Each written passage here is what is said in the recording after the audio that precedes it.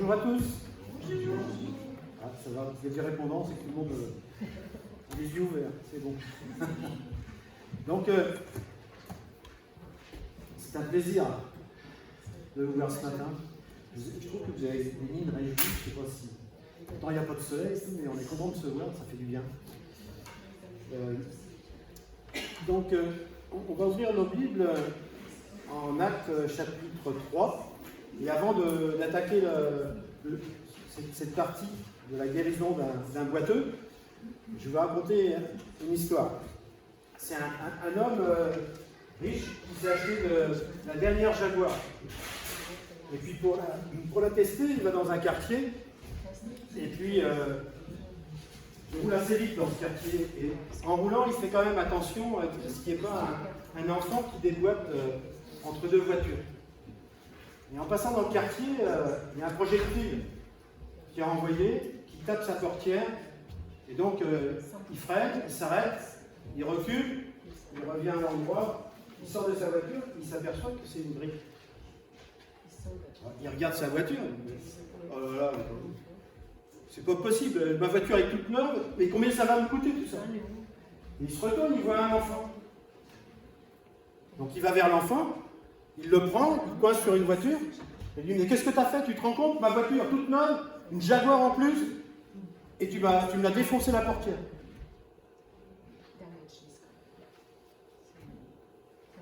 L'enfant, lui, il regarde, il dit,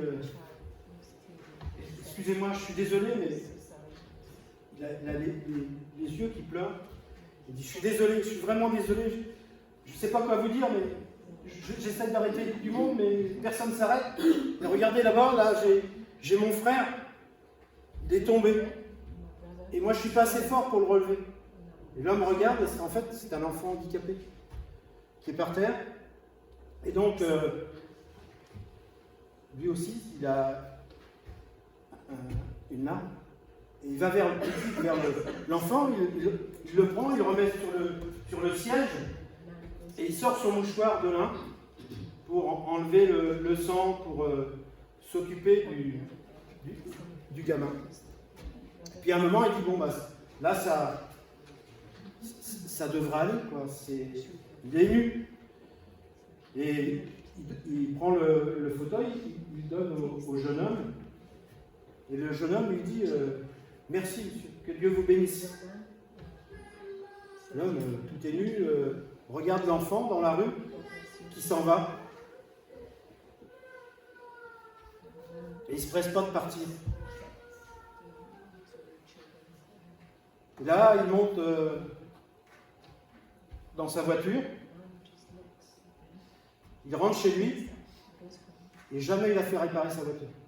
Il a gardé l'impact parce qu'il a voulu garder le message que l'enfant a voulu lui donner.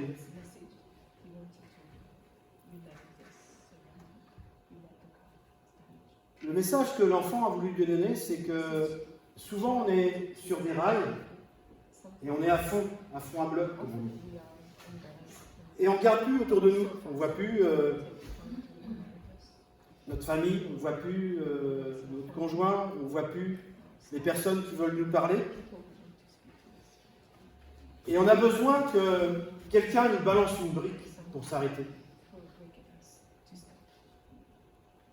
Et le Seigneur, c'est peut-être ce qu'il veut faire ce matin, c'est balancer une brique pour nous arrêter. Parce qu'il veut murmurer à nos âmes et il veut parler à travers nos cœurs. C'est vrai que, je ne sais pas si vous c'est le cas, mais moi c'est souvent, je ne prends pas le temps d'écouter. Et si le Seigneur me balance une brique, ça me fait du bien. Et ce matin, c'est ce qu'il veut faire. Et c'est notre choix d'écouter ou pas. Puis après, je me suis dit, quand j'ai vu cette histoire, je me suis dit, quel passage je pourrais prendre. J'ai pris celui de... Je me suis dit, tiens, Pierre, il s'est pris une bonne brique un jour. Je ne sais pas si vous vous rappelez du passage où Jésus va vers les disciples et il leur dit, là, bientôt, je vais aller à Jérusalem, je vais être persécuté, et on va me tuer, et vous allez tous me renier. Je ne sais pas si à l'école ça vous est arrivé, il y en a toujours un à l'école. Avant que le prof pose une question, il a déjà la main levée. Ma Pierre, il me fait penser un peu à ça, par exemple. Quand on l'étudie dans la Bible, il réagit au quart de tour, il a toujours la réponse à une question ou à une histoire. Et là, tout de suite, comme à l'école, il lève la main, les autres oui, mais pas moi. Jamais. Et qu'est-ce qui se passe? Ça, vous pourrez le lire en Matthieu 26, dans la portion du verset 31 à 35. Et qu'est-ce qui se passe? Il y a un moment, il est confronté justement à ce que lui avait dit Jésus. Et là, il a renié 3 fois, et le coq chante. C'est sa brique. Il apprend en pleine face. Et quand Jésus est mort, ils sont tous partis, et lui, ça l'a travaillé, le ministère. Et après, on passe dans le livre des Actes. Alors, qu'est devenu Pierre suite à ce passage? Bien, nous allons lire au chapitre 3, versets 1 à 11. C'est le passage donc du boiteux guéri. Pierre et Jean montaient ensemble au temple à l'heure de la prière. C'était la 9e heure. Il y avait un homme boiteux de naissance qu'on portait et qu'on plaçait tous les jours à la porte du temple, appelé la Belle, pour qu'il demandât l'aumône à ceux qui entraient dans le temple. Cet homme, voyant Pierre et Jean qui allaient y entrer, leur demanda l'aumône. Pierre, de même que Jean, fixa les yeux sur lui et dit « Regarde-nous !» Et il les regarda. Il le regardait, attentivement, s'attendant à recevoir d'eux quelque chose. Alors Pierre lui dit « Je n'ai ni argent ni or, mais ce que j'ai, je te le donne au nom de Jésus-Christ de Nazareth. Lève-toi et marche. » Et le prenant par la main droite, il le fit lever. Au même instant, ses pieds et ses chevilles devinrent fermes.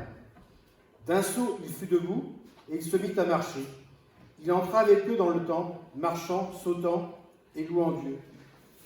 Tout le monde le vit marchant et louant Dieu. Il reconnaissait que c'était celui qui était assis à la porte du temple, pour demander l'aumône. Et il fut rempli d'étonnement et de surprise au sujet de ce qui lui était arrivé. Comme il ne quittait pas Pierre et Jean, tout le peuple étonné accourut vers eux au temple dit de Salomon. Est-ce que je peux demander à François s'il veut bien prier pour moi, s'il te plaît? Merci Seigneur pour ce privilège que tu nous donnes de pouvoir lire, écouter ce que tu as à nous dire. Parce que tu nous parles directement, Seigneur, comme un père par la saison. Que cette parole puisse nous toucher, que Thierry puisse nous donner le message que tu veux nous transmettre. Merci pour cette parole parce qu'elle est adaptée à ce que chacun vit, à ce que chacun pense et ressent. Merci pour ce que tu nous donnes et cette main qui nous guide. Amen. Merci François. Pierre et Jean montent donc au temple. La 9e heure, c'est 15h de l'après-midi. Donc c'est l'heure de la prière. Un boiteux de naissance est à la porte faisant l'aumône. Pierre actionne la foi du malade en l'incitant à se lever. Et le malade se lève. Un miracle s'opère, ses membres se redressent, il se met tout de suite en marche, sautant, louant Dieu, et cela suscite l'étonnement et provoque un attroupement de tout le peuple. Au début du livre des Actes, Jésus ressuscité a enseigné les apôtres pendant 40 jours. Puis, il leur demande de ne pas s'éloigner de Jérusalem pour attendre ce que le Père avait promis, le Saint-Esprit. Et c'est dans la chambre haute que les langues de feu apparurent. Ils furent tous remplis du Saint-Esprit et parlèrent en langue. Acte 2, versets 1 à 4. En fait, je cite ça parce qu'il y a un grand contraste entre les événements qui s'enchaînent dans les 2 premiers chapitres des Actes et l'arrivée au temple. Parce qu'il est dit que Pierre et Jean montaient ensemble au temple à l'heure de la prière, à la 9e heure. il y avait un homme boiteux de naissance qu'on plaçait tous les jours à la porte du temple, appelé la Belle, pour qu'il demandât l'aumône à ceux qui entraient dans le temple. Il y a un boiteux à la porte du temple pour demander l'aumône. Et une année, on avait été à Athènes avec Corinne, et on avait remarqué qu'il y avait un cul-de-jatte qui avait été mis sur, vous savez, des espèces de planches pour transporter les meubles avec une casquette. Et on le voyait à divers endroits dans Athènes. Et donc, c'est vrai que quand on voit des personnes à l'entrée des églises ou de bâtiments, on peut se demander si cette personne, c'est vraiment pour elle et pour qu'elle puisse aller manger, ou alors c'est une bande de personnes qui mettent cette personne-là pour lui prendre son argent. Et c'est ce qui se passait à Athènes. On nous avait dit que c'était quelqu'un qui avait perdu ses jambes à la guerre de Bosnie, enfin, je passe les détails. Et donc, c'était des bandes organisées qui récupéraient des personnes malades et qui les mettaient à différents postes dans Athènes pour leur soutirer de l'argent. Voilà. Donc, ici, c'est une réflexion, mais c'est juste pour dire qu'on ne sait pas toujours à qui on a affaire, mais en fait, c'est pas comme ça qu'il faut qu'on raisonne. Le temple et la religion juive est pauvre sur le plan spirituel et charnel. Elle manque de compassion. Autrement, le boiteux ne serait pas à l'entrée de la porte. Elle laisse les âmes à la porte. Et ce que Dieu, lui, avait instauré, c'était dans le temple, la purification, le sacrifice, l'onction, le changement d'attitude, la demande de pardon, l'amour de l'autre. Là, il avait complètement disparu. À la place de cet amour que Dieu voulait, c'est une religion informe et vide, remplie de ténèbres, comme la terre en Genèse au chapitre 1. Dans ce chapitre, il est dit que l'Esprit de Dieu se mouvait au-dessus des eaux, et la première action que Dieu va accomplir, c'est de créer de la lumière, et de séparer de la lumière avec les ténèbres. En Jean 8,12, Jésus nous dit « Je suis la lumière du monde, celui qui me suit ne marchera pas dans les ténèbres, il aura la lumière de la vie. » Quelle est la place de l'Église devant les hommes en général, devant les pauvres et devant les malades, SDF et personnes en difficulté? Est-ce que l'Église transmet la lumière autour d'elle? Est-ce que on peut se poser une question également, est-ce que leur place, c'est en dehors de l'Église? Là, je me pose la question, est-ce qu'on les accueille? Est-ce que déjà on les voit? Et quand on passe devant eux, est-ce qu'on tourne la tête, ou alors on baisse les yeux, ou alors on trouve quelque chose pour ne pas les voir? Ou alors, est-ce qu'on leur fait comprendre qu'ils nous dérangent? Je me rappelle, il y a un passage dans Luc 19,35 où Jésus passe avec les disciples derrière, les apôtres. Il passe devant un paralytique, non, c'est un aveugle, pardon.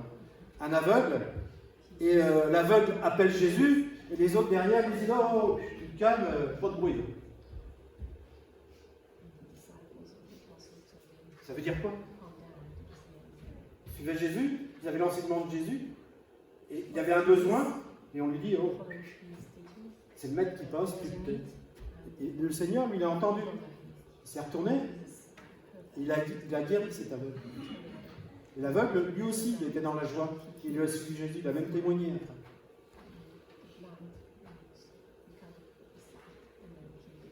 Et là, il y a un changement chez Pierre et Jean, parce que là, ils faisaient partie de ce passage où Jésus passait. Là, il s'arrête. Il y a un changement de comportement par rapport à l'aveugle lors du passage de Jésus, comme je l'ai dit tout à l'heure. Ils ont été remplis du Saint-Esprit très peu de temps avant, donc ils ont eu de la force, et cette force, c'est le Saint-Esprit, c'est Dieu qui leur donne. L'homme demande l'aumône, les deux apôtres lui demandent de les regarder. Pourquoi il lui demande de les regarder? Tout simplement parce que toute personne dans le monde a droit à la considération, à l'attention. La Bible nous dit, à quoi nous sert-il de dire que nous avons la foi, c'est dans Jacques, si nous n'avons pas les actes? Si nous passons devant quelqu'un qui manque de nourriture et que on lui dit que le Seigneur te bénisse sans lui donner quelque chose. Où est l'obéissance à nos principes de foi envers Jésus?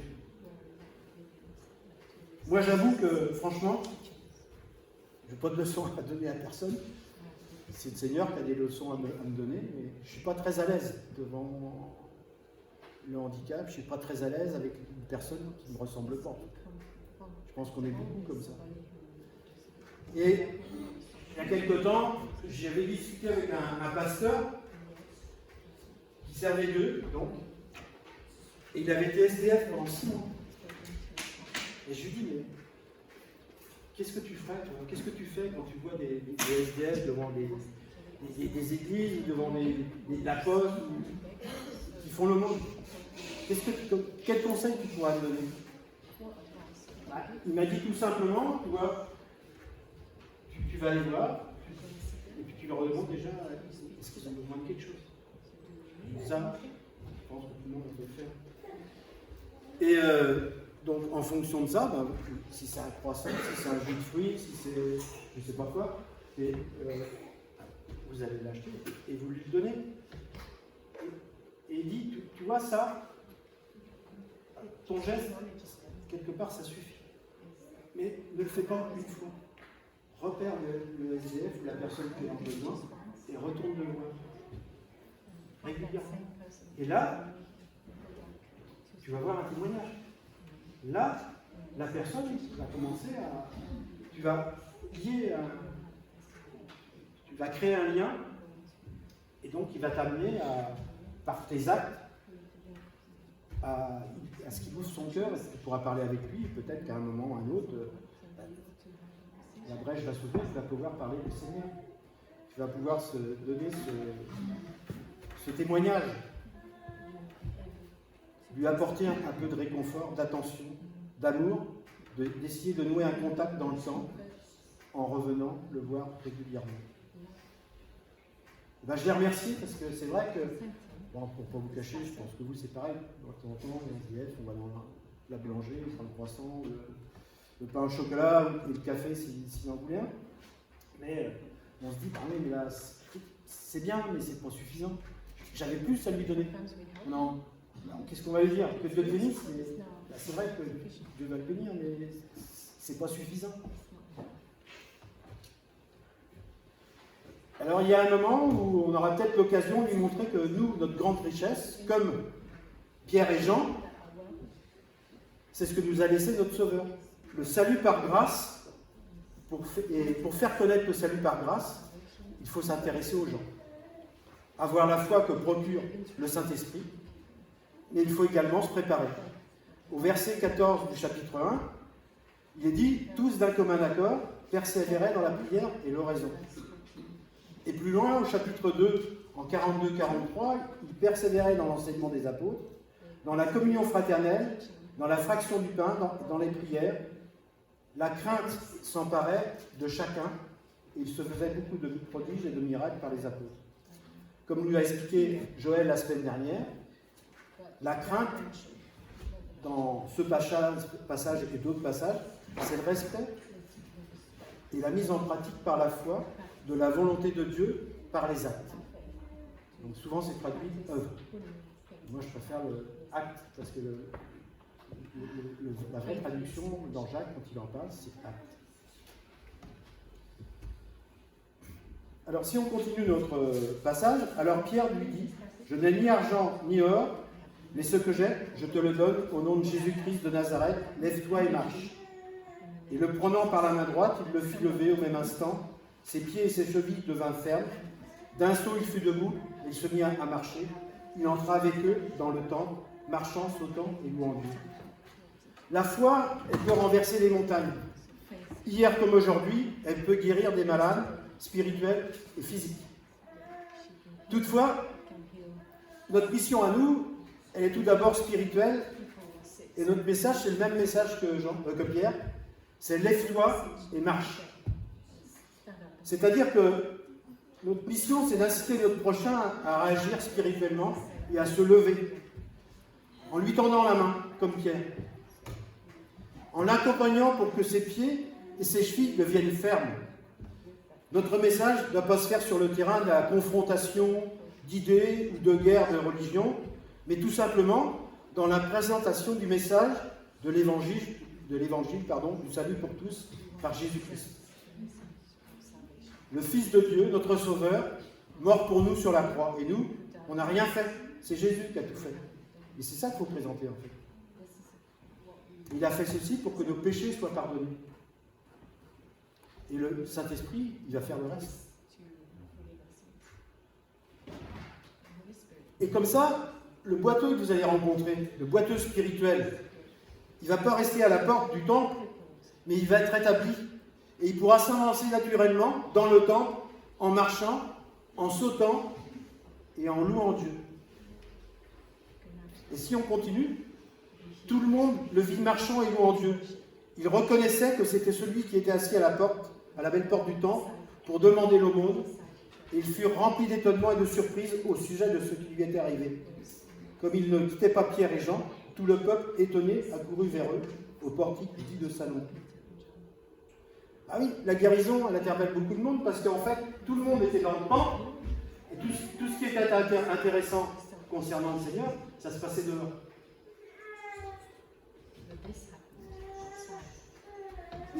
La guérison de cet homme interpelle beaucoup de monde. Ils reconnaissent la transformation et accourent vers Pierre, Jean et l'homme guéri. Et là, c'est le moment intéressant parce que Pierre en profite, lui, pour prêcher le salut par grâce aux Juifs et à tout le peuple. Cet acte de foi qu'a fait Pierre, il entraîne une conversion de 2000 personnes. Ça, vous pourrez le lire en chapitre 4, verset 4. Donc il y avait 3000 personnes auparavant, et là, il passe à 5000, donc il y a une différence de 2000 environ. Et ça, donc, les 2000 personnes converties, c'est pas par la puissance des apôtres. C'est pas non plus par leur piété. Vous le direz en Acte 3.12. Mais c'est dû à la foi au nom de Jésus-Christ. Acte 3.16. Ce miracle a été accordé par Dieu, pour glorifier son serviteur Jésus. Acte 3.13. Ça me rappelle une autre guérison, c'est celle du paralytique. Vous savez, les personnes qui viennent vers Jésus, mais il y avait tellement de monde qu'ils sont obligés de monter sur le toit. Ils découvrent le toit et ils descendent le paralytique.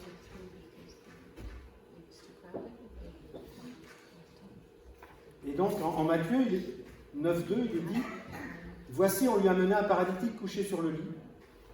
Jésus, voyant leur foi, dit au paralytique « Prends courage, mon enfant, tes péchés te sont pardonnés. » Et un peu plus loin, en 9.6, « Or, afin que vous sachiez que le Fils de l'homme a sur terre le pouvoir de pardonner les péchés, lève-toi, dit-il au paralytique, prends ton lit et va dans ta maison. » C'est intéressant parce que les hommes qui ont amené le paralytique, ils ont contourné la foule, comme j'ai dit tout à l'heure, sont montés sur le toit, ils ont ouvert le toit, ils ont descendu le paralytique, ils ne se sont pas arrêtés aux obstacles. Mais leur foi leur a donné, à force de pousser plus loin leurs efforts vers Jésus. Et Jésus, voyant leur foi, a pardonné les péchés et guéri le paralytique. C'est beau. Et pour terminer cette prédication, c'est pour nous, qu'est-ce que ça peut nous apporter? Que notre foi soit un canal de bénédiction qui invite notre prochain à la sainte table de Dieu, par Jésus-Christ son Fils. Que nous puissions nous y préparer comme les chrétiens du premier jour.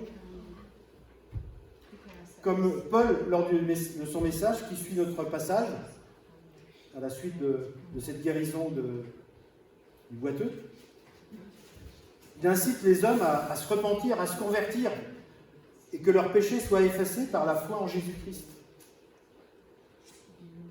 Alors, on verra peut-être 2000 personnes, pourquoi pas, par la foi, se convertir. Allez, même s'il y en a 50, on sera heureux. Même un, on est heureux. Et on verra peut-être cette personne ou ces personnes glorifier Dieu, marcher, sauter et louer Dieu.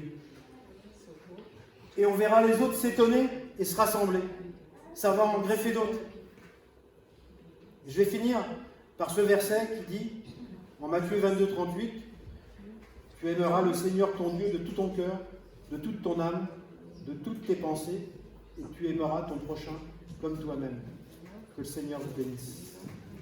Seigneur mon Dieu, je te loue, je te rends grâce, Seigneur, que je puisse, Seigneur, comprendre, Seigneur, que tu ne veux pas laisser à la porte tous ceux qui ont besoin de toi, Seigneur, et qui ont besoin de nous. Qualifie-nous, Seigneur, pour attirer des âmes, que nous puissions, Seigneur, nous tourner vers eux, Seigneur, et leur montrer ta gloire. Que tu puisses agir dans cette vie, dans ce département, dans cette région, Seigneur. Bénis mes frères et sœurs ici présents. Bénis-nous tous, remplis-nous de ta grâce durant toute cette semaine, dans le beau nom de Jésus. Amen. Gloire à Dieu.